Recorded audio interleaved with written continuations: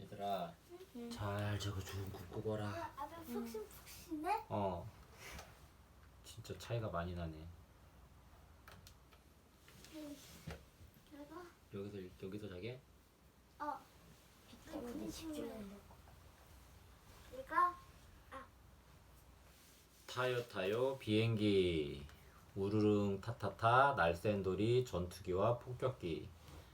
제1차 2차 세계대전에서 쌕쌕 날아다니며 두두두두 기관총을 쏘아 적기를 떨어뜨린 유명한 날쌘돌이 전투기들, 적지를 날며 텅텅 폭탄을 떨어뜨린 크고 묵직한 폭격기들, 거대한 프로펠러를 돌리며 병사들과 무기를 나르는 헬기들, 나라를 지키는 군용 비행기들이 윙 타타타타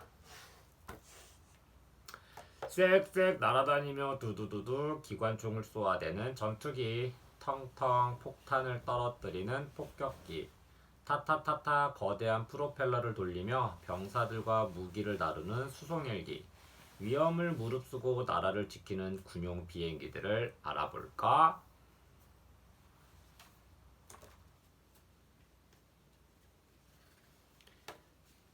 제1차 세계대전의 복엽 전투기 알바트로스 D와 파만 실험기.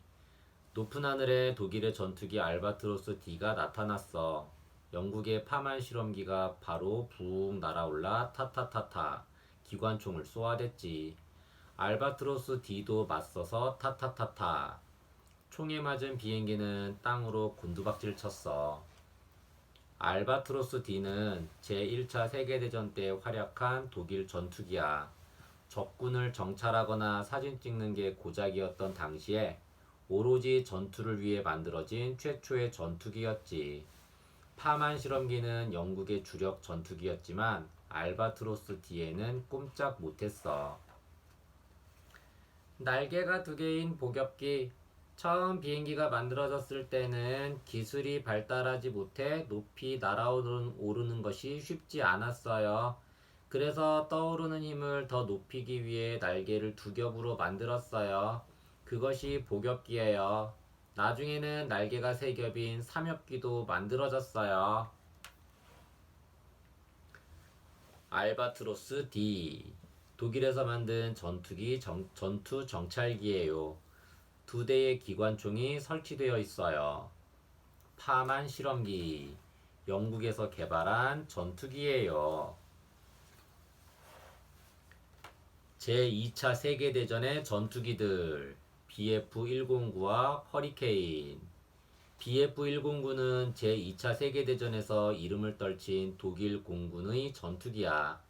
금속으로 만들었는데도 가볍고 아주 날쌔서 빠르게 날아다니며 두두두 공격하고 쏙 빠져 달아나면 연합군이 꼼짝없이 당하곤 했지.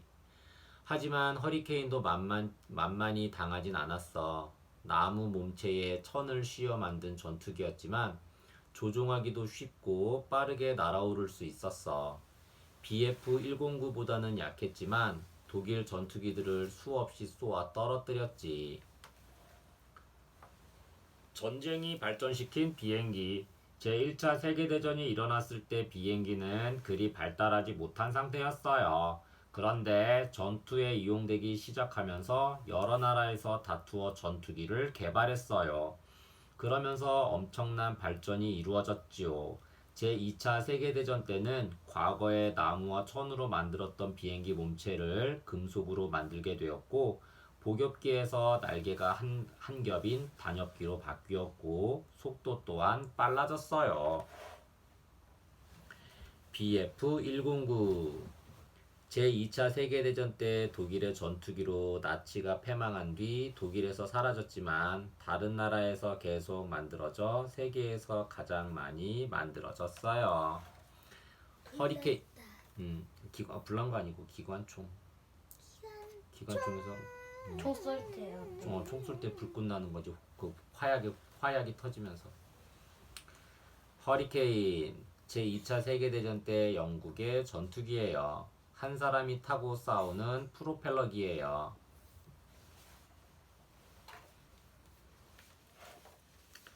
좀 더 강력해진 전투기 스피트파이어와 포켓울프 190. 스피트파이어가 두두두두 날개에 달린 기관총에서 불을 뿜어. 스피트파이어는 제2차 세계대전 때 활약한 영국의 전투기야. 전쟁에서 영국을 승리로 이끄는데 큰 몫을 했지. 스피트파이어의 위력에 당하기만 하던 나치 독일은 더 강하고 빠르고 조종하기 쉬운 전투기를 만들어냈어. 바로 포켓울프 190이야. 스피트파이어를 따돌리고 쌩 날아갔다가 휙 돌아와 공격을 하곤 했지. 프로펠러기. 스피트파이어와 포켓울프 190은 프로펠러기예요. 프로펠러를 빙글빙글 돌려 그 힘으로 앞으로 나아가는 비행기를 말해요. 줄여서 프로끼라고도 불러요. 스트리트 파이어, 스피트 파이어. 제2차 세계대전 때의 영국 전투기예요. 한 명이 타며 기관총 4대에 기관포 2대가 설치되어 있어요. 포켓울프 190. 제2차 세계대전 때 독일의 전투기예요. 한 명이 타며 기관총 4대에 기관포 2대가 설치되어 있어요. 아브로 엔슨. 제2차 세계대전 때의 영국 폭격기예요.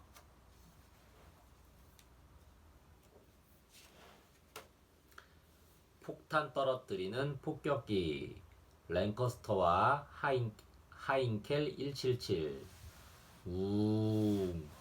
랭커스터 폭격기에 괴물 같은 소리가 들리면 적들은 허둥지둥 땅속으로 숨거나 사방으로 도망쳤어. 곧이어 커다란 폭탄이 슝슝 떨어져 내리면 쾅, 쾅, 펑, 펑. 적의 대포나 무기 창고가 산산조각 나 흩어졌지. 하인켈 177은 프로펠러가 2개인 쌍발 폭격기였어. 하지만 프로펠러 하나에 2배 강한 엔진을 달아 4발 폭격기와 같은 힘을 낼 수 있었어. 게다가 높은 곳에서 빠르게 내려와 폭탄을 떨어뜨릴 수 있었지. 랭커스터. 제2차 세계대전에서 크게 활약한 영국의 중폭격기예요. 프로펠러가 4개여서 힘이 좋아 많은 폭탄을 나를 수 있었어요. 하인켄 177. 나치 독일의 폭격기예요. 랭커스터와 같은 크기에 프로펠러는 2개지만 강한 엔진을 가졌어요. 하지만 엔진에 의한 화재로 비행기에 자주 불이 붙어서 위험이 컸다고 해요. 전투기와 폭격기. 폭격기는 주로 폭탄을 싣고가 떨어뜨리는 일을 하기 때문에 덩치가 크고 힘이 좋아요. 반면에 전투기는 폭격기를 호위하거나 적기와 전투를 해야 하므로 가볍고 날쌔요. 제2차 세계대전의 전설들. 머스탱, 제로센, 라이트닝, B-29. 붕. P-51 머스탱이 프로펠러를 돌리며 푸른 하늘을 날아 적기가 나타나면 기관총으로 두두두두 정확하게 쏘아 떨어뜨리지. 다른 전투기들이 오래 날지 못하고 돌아가는 데 비해 머스탱은 오래 버티며 비행할 수 있었어. 제2차 세계대전에서 독일 전투기를 가장 많이 떨어뜨렸지. 제2차 세계대전 때 악명을 떨쳤던 일본 전투기 제로센. 항공모함을 타고 바다를 건너가 갑판 위에서 붕 날아오를 수 있는 함상 전투기였어. 일본이 전쟁에 질 즈음엔 가미카제 특공대의 전투기로 쓰였어. 가미카제 특공대. 제2차 세계대전 때 일본이 패배를 거듭하자 폭탄을 실은 전투기를 몰고 가 연합군의 함대에 자살 공격을 했던 일본군 특공대예요. 가미카제는 일본을 돕는다는 신의 바람이라는 뜻이에요.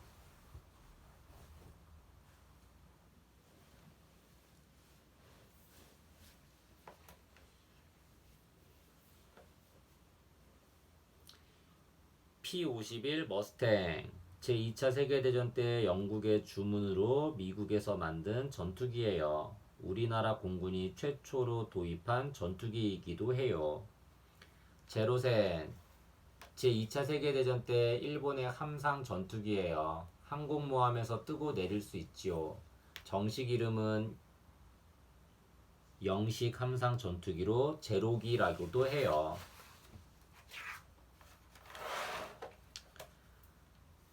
두 대가 연결된 듯한 특이한 모양의 쌍발 전투기는 쌍꼬리 악마라는 별명의 P-38 라이트닝이야. 쌍발 전투기인 만큼 엔진의 힘이 강해 오래 날고 폭탄도 많이 실을 수 있어 적에겐 두려운 전투기였지. 프로펠러 4개를 돌리며 나는 건 폭격기 B-29야. 제2차 세계대전 때 가장 큰 군용기였어. 세계 최초로 일본의 핵폭탄을 떨어뜨려 유명해진 바로 그 폭격기야.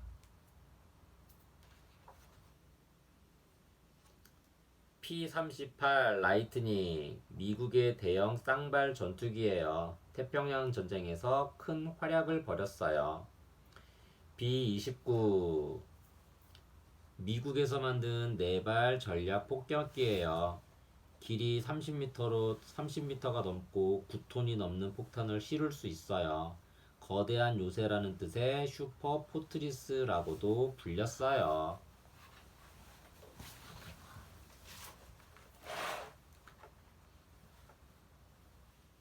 세계대전 이후의 군용 수송기 일류신 76과 허큘리스. 셉 커다란 수송기가 하늘을 가르며 날아올라. 러시아의 일류신 76과 미국이 개발한 허큘리스야. 일류신 76은 제트 엔진을 달아 속도가 매우 빠르고 군용 트럭과 대포 따위를 60톤까지 실을 수 있어. 활주로가 짧은 곳에서도 잘 날아오를 수 있지. 허큘리스는 제트 엔진에 프로펠러를 단 터보 프롭 수송기야. 앞날개에 달린 프로펠러가 힘차게 돌아가며 날아오르지. 포장이 안 된 거친 활주로에서도 날아오르고 내릴 수 있어. 일류신 76의 장. 일류신 76은 앞머리 아래쪽에 장문이 있어요. 제2차 세계대전 때의 폭격기들이 이렇게 창을 달아 아래를 볼 수 있게 했지요. 일류신 76은 전쟁이 날 때를 대비해 임시 비행장에 착륙할 때 도움이 되도록 이런 창을 만든 것이라고 해요. 일류신 76, 러시아가 개발한 다목적 군용 수송기예요. 허큘리스, 미국에서 개발한 군용 수송기예요. 정식 이름은 C-130이죠. 20톤이 넘는 화물을 실을 수 있어요. 하늘의 주유소, 공중급유기, 익스텐더와 스트레토 탱커.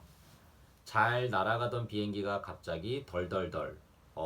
연료가 떨어지려 해. 이럴 땐 어쩌지? 걱정 마. 공중급유기가 있으니까.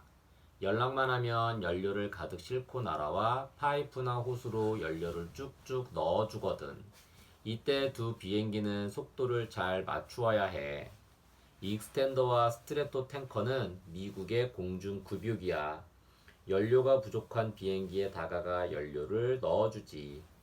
비행기 뒤쪽에 유리창이 있어서 담당자가 그 앞에 앉아 비행기를 보면서 연료 넣는 걸 조종해.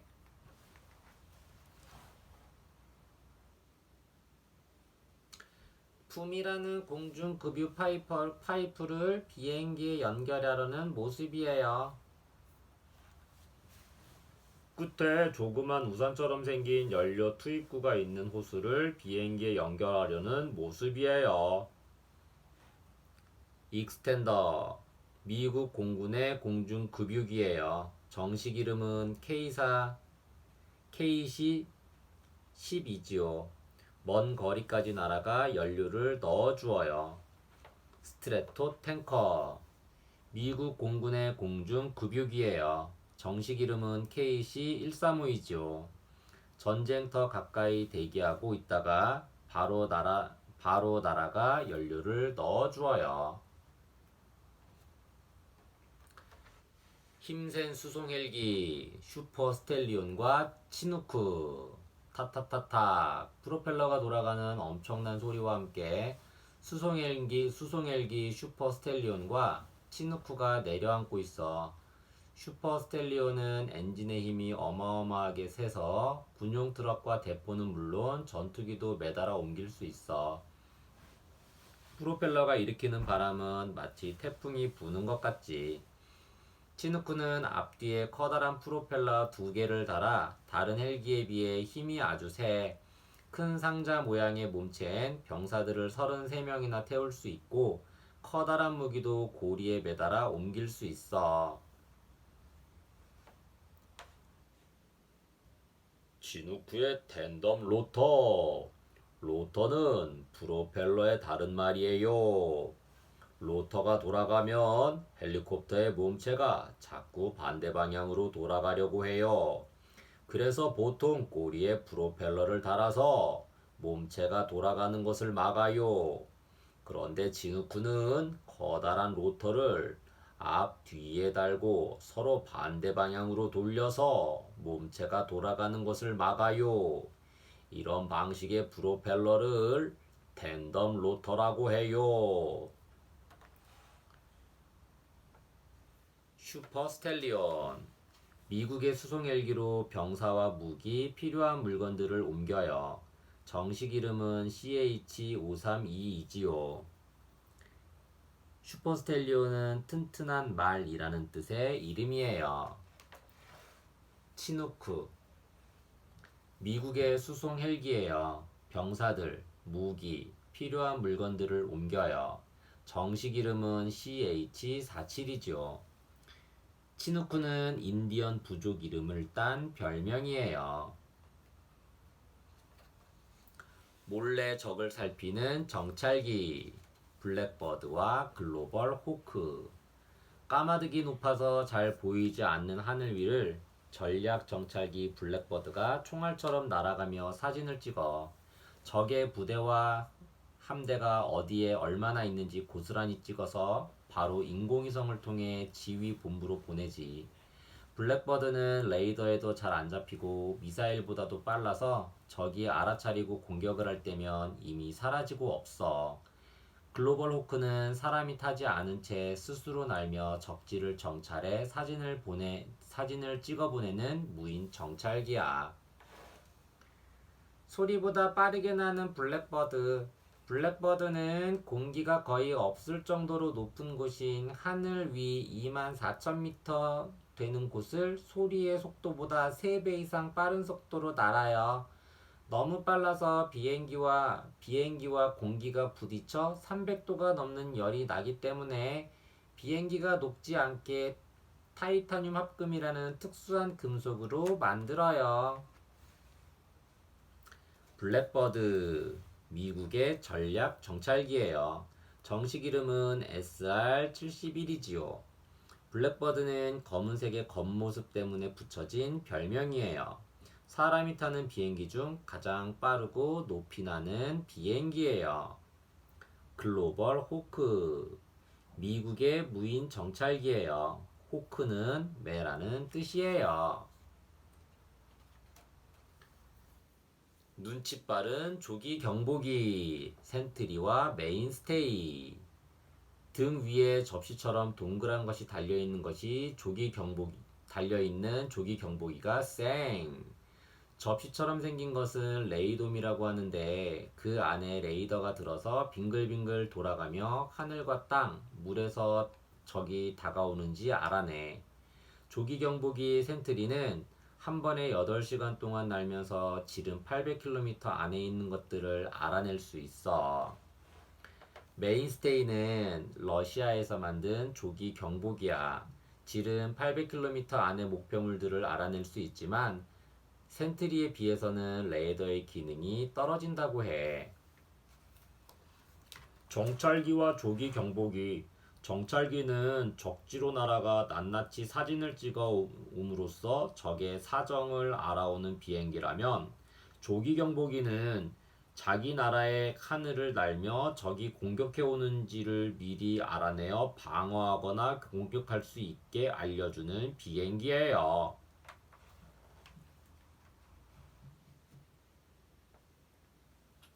센트리, 미국에서 만든 조기 경보기예요. 보잉 747 여객기에 레이돔을 단 형태로 만들어졌어요. 유럽연합이 나토에서도 테러를 막기 위해 구입해 쓰고 있어요. 메인스테이, 러시아의 조기 경보기예요. 수송기 일류신 76에 레이돔을 단 형태예요. 자신만만 꼬마 비행기, 나라마다 다른 비행기, 국적 마크.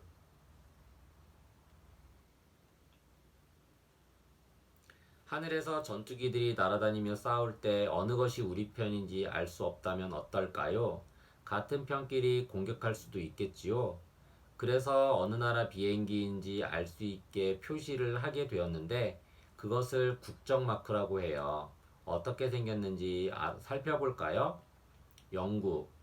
맨 왼쪽이 현재의 국적 마크, 오른쪽 두 개는 과거의 국적 마크예요. 독일. 맨 왼쪽이 현재의 국적 마크, 가운데는 나치 독일, 오른쪽은 오스트리아 헝가리 독일 제국 때의 국적 마크예요. 미국. 왼쪽 세 개가 오늘날 쓰는 국적 마크예요. 쓰임새에 따라 골라 쓰지요. 맨 오른쪽은 과거의 국적 마크예요. 러시아. 왼쪽이 현재, 오른쪽은 과거의 국적 마크예요. 일본. 과거와 현재 모두 같은 국적 마크를 써요. 프랑스, 이탈리아, 나토, 네덜란드, 캐나다, 북한, 대한민국. 이제부턴 비행기에 어떤 국적 마크가 있는지 자세히 살펴봐야겠는걸. 생각 통통. 비행기가 무서워하는 것은 새? 비행기가 낮은 곳을 날다 보면 새와 부딪힐 수 있어요. 새들이 빠르게 나는 비행기를 피하지 못해 생기는 일이지요. 그런데 매우 빠른 속도로 날아가는 것끼리 부딪히면 아주 큰 충격을 받게 돼요. 새가 다치는 것뿐만 아니라 비행기의 유리창이 깨지거나 폭발이 일어날 수도 있어요. 새가 비행기 엔진에 빨려 들어가면 부품이 망가져 사고가 나기도 하지요. 이런 사고를 버드 스트라이크라고 하는데 공항에서는 이를 막기 위해 여러 가지 방법을 써요. 꽹과리나 호루라기 같은 것으로 시끄러운 소리를 내 새떼를 쫓기도 하고 반사색종이나 바람개비, 그물 따위를 이용해 새들을 막기도 해요. 퀴즈. 어느 군용 비행기일까? 제2차 세계대전 때의 군용 비행기 중에서 가장 큰 비행기야. 프로펠러 4개를 돌리며 나는 거대한 폭격기이지. 세계 최초로 일본의 핵폭탄을 떨어뜨린 것으로 유명해. 이 비행기의 이름은 뭘까? 이름을 말하고 어느 것인지 손가락으로 짚어봐.